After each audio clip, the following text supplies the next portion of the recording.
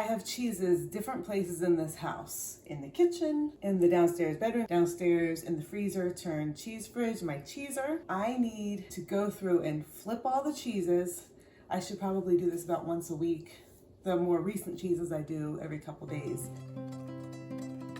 A couple weeks ago, I had a cheese and wine party where I set out all different kinds of cheeses.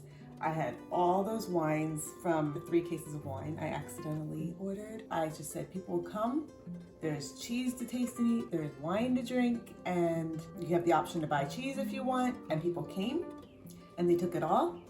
And people keep coming and keep taking cheese, which is awesome.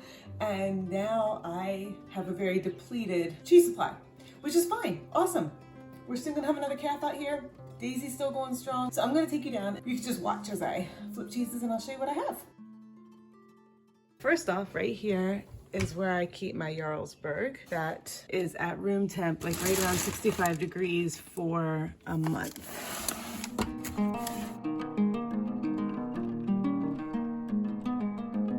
Top shelf, here's a Cotswold. This is a Dill Havarti. This is a Buderkaz, and this is another Buderkaz. So now this fridge is pretty darn empty. I'm gonna flip this upside down. Let's go to the basement.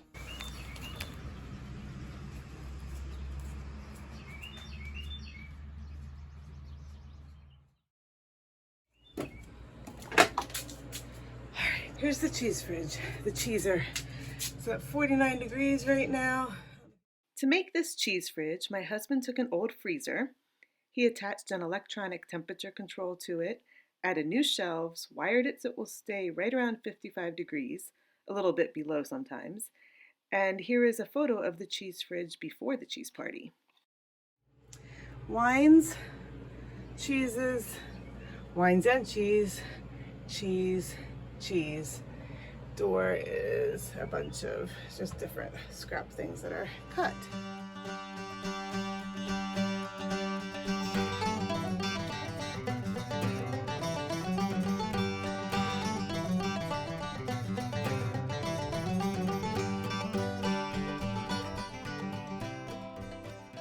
I'm just going to flip these quickly. These are all little things. I'm putting them face down. Stirred curd says it's good for cooking. This is in July, so I don't know. It might be better by now. I said it was just for cooking. It might not be any, we'll see, I have no idea. This was jalapeno cheddar stirred curd. Didn't really like it.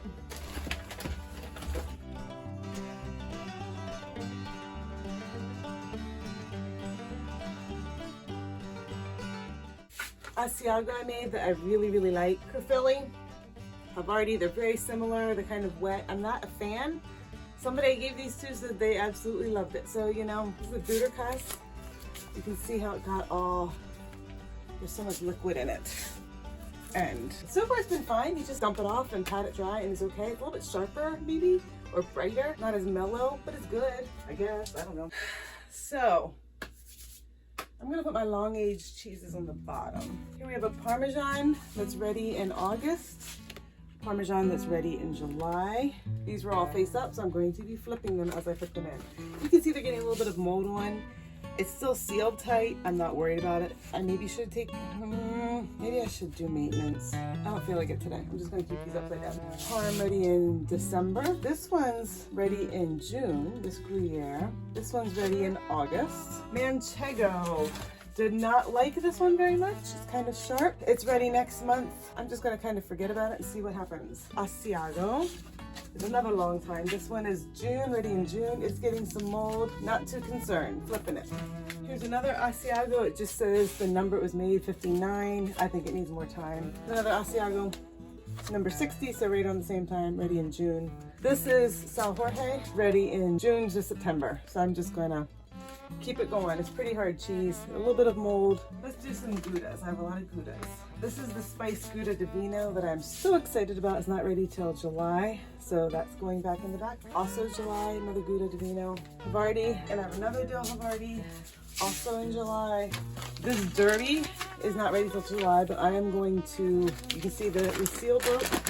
Somehow there's a hole in it. I'm gonna take it up and repack it, but it's looking great. There's no mold or anything. Here's a Crofilli. Doesn't say when it's ready.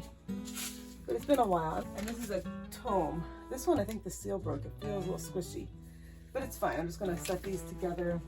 This Colby is almost ready. I should put all the ones that are ready towards the top, I think, right? Yeah, let's do that. And then I have these funky Colbys that I didn't like. It says open in June and open in August. So I'm gonna just keep these upside down towards the back. This baby Jack from upstairs. This Gouda is ready now. So I'm gonna put this towards the front over here. These are all my cheddars. Oh, there's some Daisy Gouda. Cheddar. I should do more cheddars. I'm running low. These are all the more ones that are getting closer to ready, like the Buderkas, Colby, Funky Colby, Dry Jack, no, Baby Jack, Gouda, for Philly and Tone.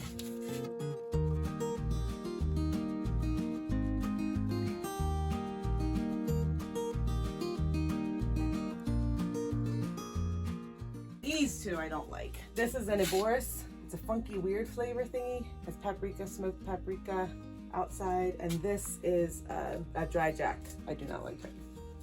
I should probably just throw it out, but I haven't yet. All the cheeses. This is Farmhouse, bad cheeses back there, and these are where I can put new cheeses as they come in. I could probably get rid of that wine fridge upstairs right now, or I could make blue cheese. Havartis, Goudas, Sal Jorge. And then down here is the long-term ones, like the Alpines, the Gruyères, the Parmesans. There's the cheese fridge, cheezer tour.